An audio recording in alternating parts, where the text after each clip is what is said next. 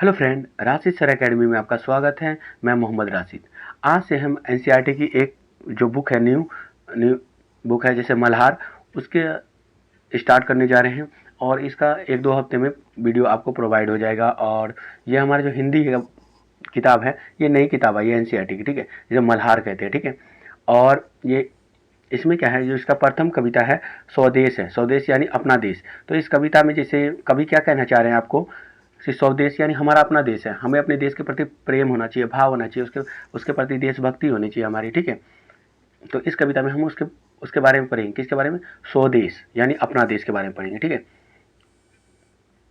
तो पहले हम कविता का वाचन कर लेते हैं।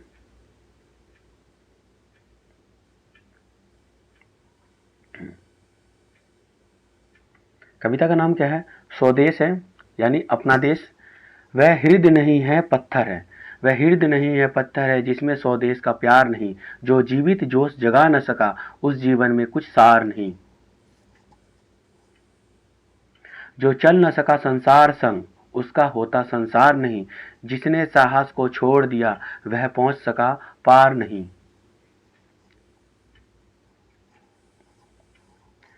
जिससे न जाति उद्धार हुआ होगा, उसका उद्धार नहीं, जो भरा नहीं है भावों से, बहती जिसमें रसधार नहीं।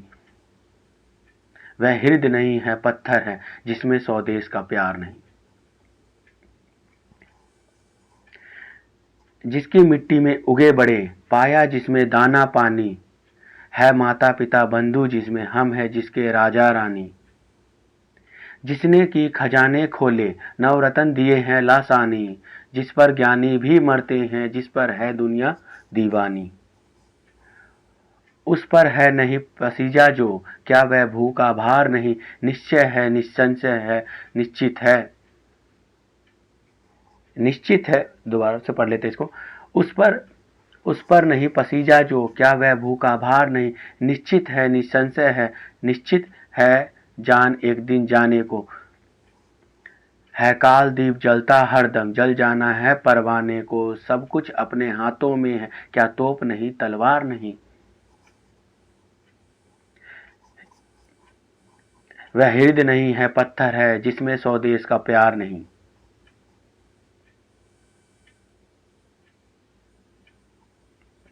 हमने इसको 100 बार वाचन कर लिया।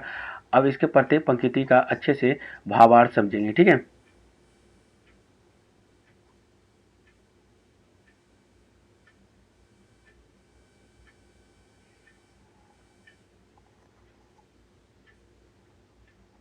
ये क्या है? हमारी कविता क्या है? स्वदेश है। वह हृदय नहीं है पत्थर है, जिसमें स्वदेश का प्यार नहीं, जो जीवित जोश जगा न सका, उस जीवन में कुछ सार नहीं। यानी उस जीवन में कोई सार नहीं है।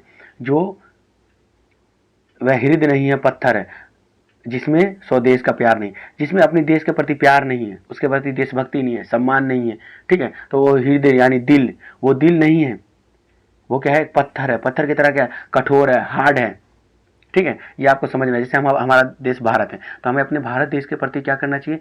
आपको उसके प्रति प्यार होना चाहिए, सम्मान होना चाहिए। अगर आप अपने देश के प्रति सम्मान नहीं करते, प्यार नहीं करते, उसके प्रति देशभक्ति नहीं करते, तो आपका दिल क्या है? एक पत्थर के समान है, ये कवि कह रहे हैं, ठीक है।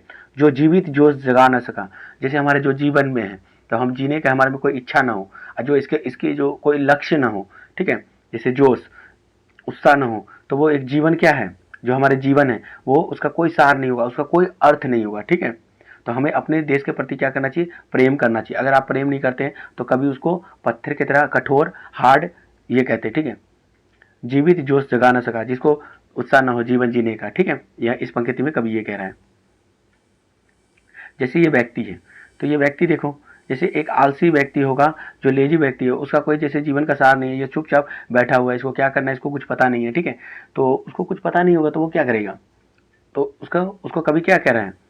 जैसे देखो, ये पत्थर पे बैठा हुआ है, जो वैसे बैठा हुआ है, तो एक इस पत्थर के समान उसका दिल क्या है? कठोर है, हार्ड है, उसके देश के प्रति कोई सम्मान नहीं है, उसका कोई कर्तव्य नहीं है, तो वो उसका दिल क्या होगा? एक पत्थर के समान कठोर होगा। अब जो कवि है, इसका भावार्थ अच्छे से समझ लेते हैं। एक तो वो अपने शब्दों में समझे, अब इससे समझ लेते हैं भावार्थ। पहला पंक्ति जो है उसके भावार्थ, देश प्रेम का महत्व। कवि उसमें क्या कर रहा है, आपको देश के प्रति प्रेम, उसका क्या इंपॉर्टेंस है, इसके बारे में आपको बताया जा रहा है। कवि के अनुसार जिस व्यक्ति के हृदय में, हृदय यानी दिल में देश के लिए प्यार नहीं है, वह हृदय नहीं है, वो हृदय यानी दिल नहीं है, बल्कि वह पत्थर के समान कठोर है, वो पत्थर के समान हार्ड है। ठीक है, कवि आपको ये कहना चाह रहा है, पत्थर के समान कठोर है।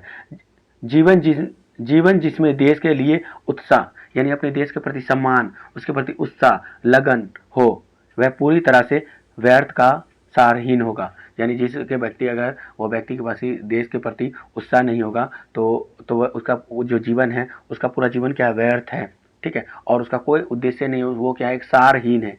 समझे? चलो अब दूसरे पंक्ति का अर्थ समझ लेते हैं। जो चल न सका संसार संग, उसका होता संसार नहीं। जिसने साहस को छोड़ दिया, वह पहुंच सका पार नहीं।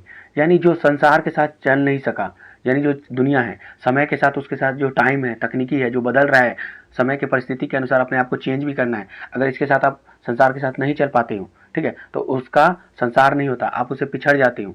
ठीक है, तो उसका कोई भी संसार नहीं होगा समय के अनुसार। इसलिए कहते हैं कि हमारा जो समय है, जो तकनीकी बदल रही है, जो भी परिस्थितियां बदल रही है, उसके अनुसार अपने आप को ढालना है, दुनिया के अनुसार ढालना है। अगर आप नहीं ढालते हैं तो आपका कोई संसार नहीं होता, कोई दुनिया नहीं होता। जिसने साहस को छोड़ दिया, वह पहुंच सका पार नहीं। जो अपने साहस, जो अपने उत्साह है, लगन है, अगर आप छोड़ देते हैं तो आपका जो उद्देश्य है, जो आपने एम सेट कर रखा है, जो आपको बनना है लाइफ में, या देश के प्रति जो आपका समर्पण है, तो वो जिसे साहस को छोड़ दिया वह पहुंच सका पार नहीं, वो उस पार नहीं पहुंच सकता। मान लो आपको डॉक्टर बनना है, आप उसके बारे में मान तो लिए कि आपका एम डिसाइड कर लिए कि आपको डॉक्टर बनना है, ठीक है, मगर आप जो डॉक्टर बनना है, मगर आप उसके लिए पढ़ाई नहीं कर रहे हैं, या उसके लिए आप कुछ नहीं कर रहे हैं, तो आपका क्या है, तो आप उस पार नहीं पहुंच सकते, यानी आप डॉक्टर नहीं बन सकते। इसलिए अपने आप को समय के अनुसार, जो आपको टाइम मिला है, परिस्थिति मिला है, उसके अनुसार अपने को ढालना है। अगर नहीं ढालते हैं तो आपका संसार नहीं होगा। कभी ये कह रहे हैं, जिसने साहस को छोड़ दिया, जिसमें कोई उत्साह नहीं है, उसके प्रति, काम के प्रति लगन नहीं है, वह पहुंच सका उस पार नहीं, वो उस पार नहीं पहुंच पाएगा, अपने उद्देश्य को नहीं प्राप्त कर पाएगा। ठीक है, जैसे देखो, टाइम हमेशा क्या है, बदलता रहता है, टाइम रुकेगा नहीं, इसे कभी कह रहा है। तो इसलिए दुनिया के परिस्थिति के अनुसार अपने आप को परिवर्तन करना है, नहीं तो उसका संसार नहीं होगा। चलो अब हम भावार्थ समझ लेते हैं, कवि क्या कहना चाहे, वो तो अपने शब्दों में बताया। अब इस समय के साथ चलना, समय के साथ चलना है। जो व्यक्ति दुनिया की प्रगति यानी उन्नति और समाज के साथ कदम से कदम मिलाकर नहीं चलता, वह पिछड़ जाता है। यानी वो व्यक्ति पिछड़ जाता है, समाज में पिछड़ जाता है। ठीक है, और संसार में अपना स्थान नहीं बना पाता। जो संसार है उसमें अपना स्थान नहीं बनाता, वो कहीं खो जाता है, वो अपने आप को एक तरह से खो जाता है। वो क्योंकि उसने समाज के साथ प्रगति नहीं किया, उस समाज जैसे बदल रहा है उसके साथ कदम से कदम मिलाकर आगे नहीं बढ़ा, तो वो क्या हो गया, समाज में पिछड़ गया, संसार में उसका कोई स्थान, प्लेस नहीं होगा। ठीक है, अब ये तीसरी पंक्ति थी, जिससे न जाति उद्धार हुआ, होगा उसका उद्धार नहीं। जो भरा नहीं है भावों से, बहती जिसमें रसधार नहीं। जैसे जिसने जाति उद्धार हुआ, जाति यानी यहाँ मानव, मनुष्य जाति के बारे में बोल रहा है। अगर कोई व्यक्ति जो मनुष्य जाति का उद्धार नहीं करता, ठीक है, तो उसका उद्धार नहीं होगा। ठीक है, तो समस्त प्राणी जाति का, मनुष्य जाति का जिसने उद्धार नहीं किया, तो उसका उद्धार नहीं होगा। कभी ये कहना चाह रहे हैं, जो भरा नहीं है भावों से, जिसमें भाव नहीं है, इमोशन नहीं है, प्यार नहीं है, संवेदना नहीं है, ठीक है, बहती जिसमें रसधार नहीं, तो उसमें कोई रसधार नहीं बहता, यानी उसमें कोई भी रस यानी इमोशन नहीं बहता है। कभी ये कहना चाह रहे हैं। ठीक है, यानी जिसने जाति का उद्धार नहीं किया, ठीक है, तो उसका उद्धार नहीं होगा, यानी उसका जैसे विकास, उसका विकास नहीं हो पाएगा। ठीक है, अच्छे से। जो भरा नहीं है भावों से, जिसमें कोई इमोशन नहीं है, इमोशनलेस है। ठीक है, जब रोना चाहिए तो वो रो नहीं पा रहा है, देश के प्रति प्रेम भावना दिखानी चाहिए, वो प्रेम भाव नहीं दिखा पा रहा है। ठीक है, हैं, उसमें करुणा की भावना नहीं है, तो बहती जिसमें रसदार नहीं, तो उसमें कोई रसदार नहीं बहता है। कभी ये कहना चाह रहे हैं। ठीक है,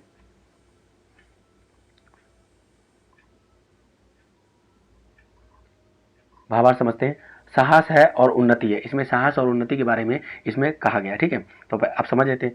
जिसने हिम्मत हार दी है, जो हिम्मत हार चुके हैं और साहस छोड़ दिया है, हिम्मत हार चुके हैं और साहस छोड़ दिया है, वह जीवन के संघर्षों को पार नहीं कर पाता, और जो भी कठिनाई आती है हमारी लाइफ में उसको वो पार नहीं कर पाता है। ठीक है, कवि ये कहना चाह रहे हैं।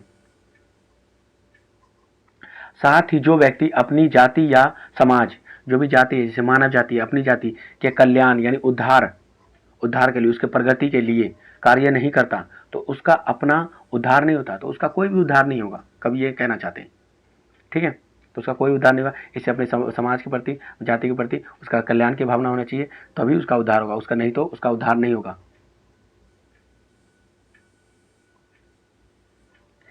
वह हृदय नहीं है, पत्थर है। वो दिल क्या है, हृदय नहीं है, वो एक पत्थर के समान है, एक कठोर है। ठीक है, जिसमें स्वदेश का प्यार नहीं है, अपने देश के प्रति प्रेम, करुणा, दया की भावना नहीं है, यानी प्रेम की भावना नहीं है, देशभक्ति नहीं है, तो वो क्या है, दिल एक पत्थर के समान है, उसमें कोई संवेदना नहीं है, तो वो क्या हो गया, एक पत्थर है। संवेदना नहीं होगा, इमोशन नहीं होगा, तो वो क्या होगा, एक पत्थर के समान होगा, कठोर। इस कविता के माध्यम से जैसे कवि अपने देश के प्रति, खासकर भारत के प्रति, जो अपने देश के, हमारा देश क्या है, भारत है, तो हमें अपने भारत के प्रति क्या करना चाहिए, प्रेम की भावना रखनी चाहिए, देशभक्ति की भावना रखनी है। जब भी बलिदान देने की भावना हो देश के लिए तो हमें बलिदान देना चाहिए।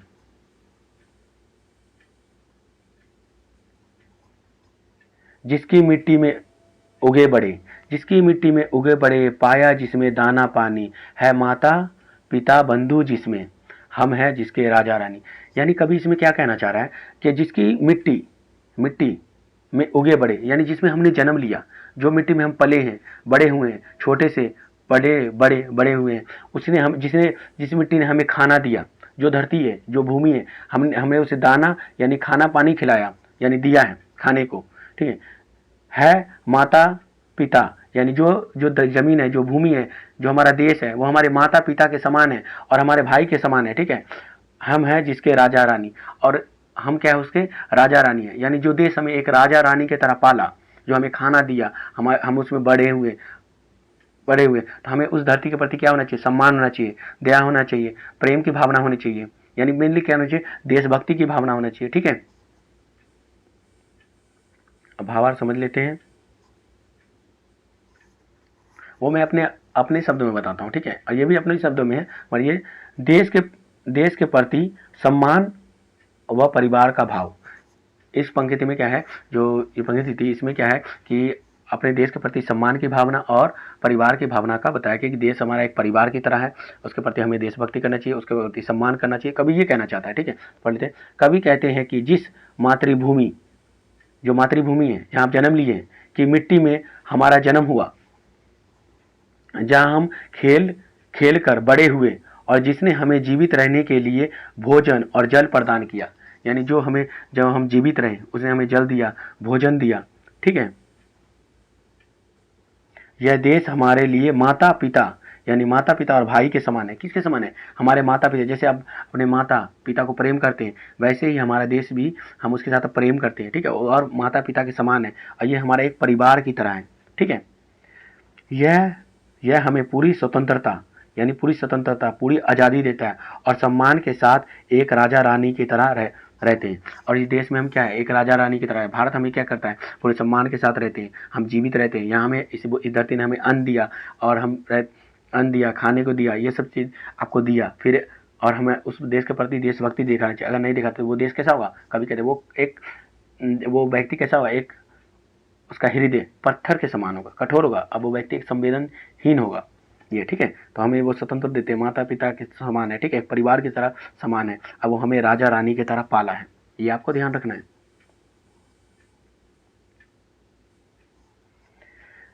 जिसने की खजाने खोले, नवरत्न दिए लासानी, जिस पर ज्ञानी भी मरते हैं, जिस पर है दुनिया दीवानी। ठीक है, जिसने खजाने खोले, खजाने यानी जो संसाधन है, जैसे लोहा, टीना, पहाड़, मिट्टी, ये बहुत सारी चीज़ें जो हमें धरती पर, पृथ्वी पर हमें जो खजाने खोले हैं, जो नवरत्न दिए हैं। नवरत्न का मतलब इसमें ज्ञानी व्यक्ति भी हो सकता है, महापुरुष भी हो सकते हैं, और नवरत्न जो होता है हीरा उड़ा, ये भी सब हो सकते हैं। ठीक है, जो लासानी बड़े, जिस पर ज्ञानी भी मरते हैं, यानी हमें बेजोड़ दिया है, यानी बेजोड़, इसका लासानी का मतलब होगा बेजोड़। कैसा दिया, संसाधन दिया है। नवरत्न यानी महापुरुष, ज्ञानी व्यक्ति, और उसके बाद हीरा जवाहरात, ये सब दिए हैं। जिस पर ज्ञानी भी मरते हैं। यानी हमारे देश पर क्या है, जो हमारा भारत देश है, इस पर ज्ञानी लोग भी मरते हैं, जिस पर है दुनिया दीवानी। यानी दुनिया के जितने महान लोग, जो ज्ञानी हैं, जो पढ़े लिखे हैं, जो बुद्धिमान लोग हैं, वो हमारे देश पर मरते हैं कि इसका देश कितना महान है, इनकी संस्कृति कितनी महान है। ठीक है, भावार्थ समझ लेते हैं। मातृभूमि की देन। हमारी मातृभूमि जो है हमें क्या क्या दिया है। इस धरती ने हमारे लिए अपने अनमोल प्राकृतिक संसाधन के खजाने खोल दिए। प्राकृतिक संसाधन के खजाने, पेड़ दिया, अलग अलग तरह का फल है, अलग तरह के अनाज हैं, ये सब दिए हैं, और अलग अलग तरह के खनिज पदार्थ है, ये सभी हमको दिए हैं। ठीक है, और हम बेजोड़ यानी लासानी रतन और संपदा भी है। यानी बहुत सारी संपदा है, लासानी बेजोड़ संपदा दिए हैं। ठीक है, भारत भूमि की महानता और संस्कृति ऐसी है कि बड़े बड़े विद्वान भी इस पर न्यौछावर होते हैं, और पूरी दुनिया इसकी क्या है, कायल है। जो हमारी संस्कृति है, वो जो हमारे समान है, हमारे देश में विविधता है, अलग अलग धर्म, अलग अलग जाति के लोग रहते हैं, तो इसको देख कर क्या, यहाँ की संस्कृति को देख कर, कितनी पुरानी संस्कृति है, तो इसको देख कर क्या है कि दुनिया के जो विद्वान लोग हैं, बुद्धिमान लोग हैं, वो भी हमारे देश के प्रति क्या है, कायल हो जाते हैं।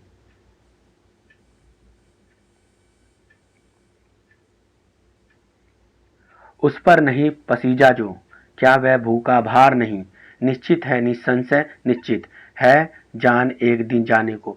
यानी उस पर, यानी हमारी धरती पर, हमारे भारत पर नहीं पसीजा जो, जो अपनी भूमि है, मातृभूमि, पसीजा, क्या वह भूखा भार नहीं, क्या वो धरती का बोझ नहीं है। कभी ये कहना जा रहे हैं जिसका अपने देश के प्रति उसका दिल नहीं पसीजा, और पसीजा, और तो वो क्या है, भूखा भार, यानी वो धरती का एक बोझ की तरह नहीं है।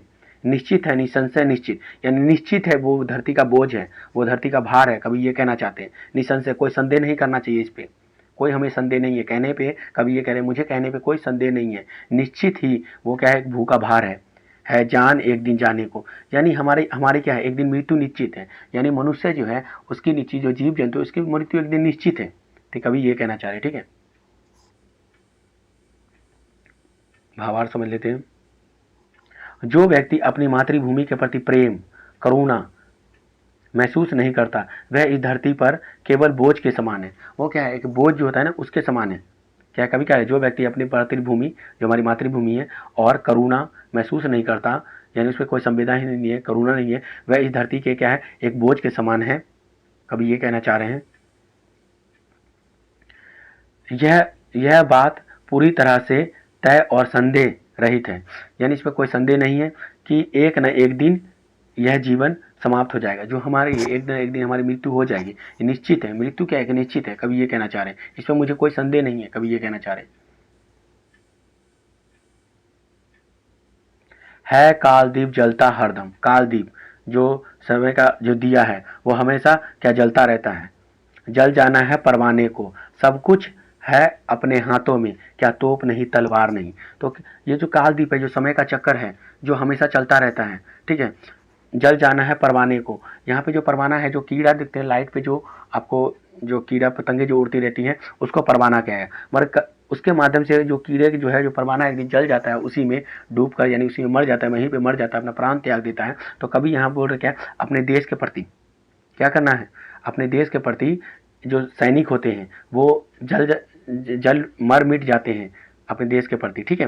कभी ये कहना था, एक परवाने, एक दीवाने की तरह, एक प्रेमी की तरह अपने देश के प्रति वो समर्पण कर देते हैं, अपने आप को कुर्बान कर देते हैं। जैसे हमारे भारत देश के सैनिक हैं, वो अगर देश की बात होती है, या हमारे देश के नागरिक हैं, अगर देश की बात होती है, तो वो क्या कर देते हैं, अपने मर मिटने को तैयार हो जाते हैं। सब कुछ है अपने हाथों में।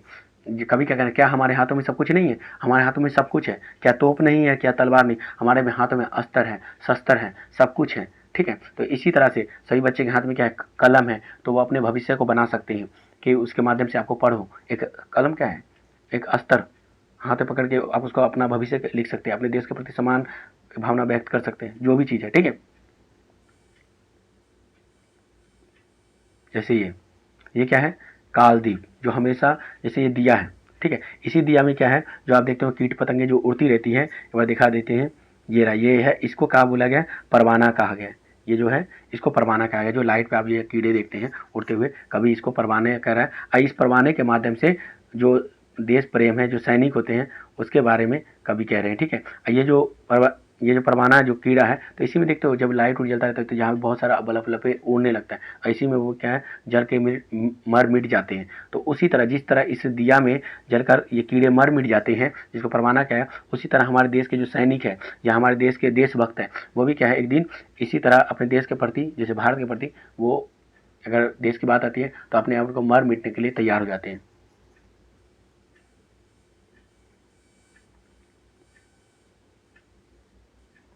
वह हृदय नहीं है पत्थर है, वो हृदय नहीं है पत्थर है जिसमें सौ देश का प्यार नहीं। वह दिल क्या है, एक पत्थर के समान है जिसमें अपने देश के प्रति प्यार, संवेदना, दया और देशभक्ति नहीं है। ठीक है, तो वो क्या है, और जिसमें तो उसको क्या बोला, कवि कह रहे एक पत्थर के समान कहा गया है। ये कविता के जो कवि है कौन है, तो गया प्रसाद शुक्ल स्नेही। क्या है, आपको ये याद रखना है क्योंकि ये पूछा जाता है, गया प्रसाद शुक्ल स्नेही। और हमें जो कविता के या कभी कहानी पढ़ते हैं उसके लेखक के बारे में कुछ 5-10 लाइन उसके बारे में हमें पता होना चाहिए। ठीक है, अब देखो कवि का परिचय। कवि जो है उसका हम परिचय देख लेते हैं। कवि के परिचय हैं, ये 1883 से 1972, यानी उनकी मृत्यु 1972 में हो गई थी। जन्म कब हुआ था, 1883 में हुआ था। ठीक है, स्वदेश कविता के रचयिता गया प्रसाद शुक्ल स्नेही है। कौन है, तो गया प्रसाद शुक्ल जो है वो स्वदेश कविता जो है उसके क्या है, उसके लेखक है। ठीक है, हिंदी के उन कवियों में से है जिसने वर्ज भाषा में कविता को लिखना प्रारंभ कर खड़ी बोली के श्रेष्ठ कवियों में अपना स्थान बनाया। यानी ये पहले सबसे पहले ब्रज भाषा में लिखते हैं, उसके बाद जो हिंदी की खड़ी बोली है उसमें जो है ब्रज प्रसाद शुक्ल जो है वो क्या किए, तो उसमें क्या है कि श्रेष्ठ कवि ने अपना स्थान बना लिया यानी खड़ी बोली में। ठीक है, उनका जन्म उत्तर प्रदेश के उन्नाव जनपद में हुआ था। यानी उन्नाव जनपद जो है तो कहाँ हुआ था, ये कवि का जन्म कहाँ हुआ है, तो उत्तर प्रदेश में हुआ। ठीक है, उसने स्वयं कहा, सरकारी नौकरी के कारण स्नेही के अतिरिक्त मुझे दूसरा उपनाम त्रिशूल रखना पड़ा। यानी दूसरा जैसे सरकारी नौकरी करते थे तो उसका स्नेही नाम था। ठीक है, तो उसके अतिरिक्त उसको अपना दूसरा नाम यानी उपनाम जो है यानी निक नेम जो है, इनको अपना नाम क्या रखना, त्रिशूल रखना पड़ा। ठीक है, ये आपको याद रख लेना है। ठीक है, राष्ट्र प्रेम की कविताओं के साथ साथ उन्होंने किसान, मजदूर, सामाजिक कुरीतियों आदि विषयों पर भी उन्होंने लिखा। ठीक है, तो आपको इस कविता के जो कवि हैं इसके जीवन परिचय को एक बार 2-3 बार इसको समझना है, उसको याद करना और लिख कर उसको याद रखना है। यानी जो स्वदेश कविता है इसके लेखक कौन है, एक बार और बता देते हैं, गया प्रसाद शुक्ल स्नेही है। ठीक है, कहाँ के रहने वाले, उत्तर प्रदेश। इनका क्या था, उत्तर प्रदेश के जनपद उन्नाव में था। ठीक है, ये देशभक्ति, प्रेम, करुणा इन सब की कविता लिखते थे, किसान के बारे में भी लिखते थे। ठीक है, और इस पार्ट का जो है हम आपको जो क्वेश्चन आंसर है इसके नेक्स्ट वीडियो में आपको समझा देंगे और इसको अच्छे से समझा भी देंगे और अपलोड भी कर देंगे। ठीक है, और आपको ये कविता अगर पसंद आता है तो इस वीडियो को आपको लाइक करना है, सब्सक्राइब करना है, अपने दोस्तों के साथ जरूर शेयर करें। ठीक है, और कमेंट भी करना है कि आपको अच्छा लगा और किस पे आपको कौन सा विषय आपको पढ़ना है वो भी आप कमेंट कर सकते हैं। ठीक है, thank you, have a nice day.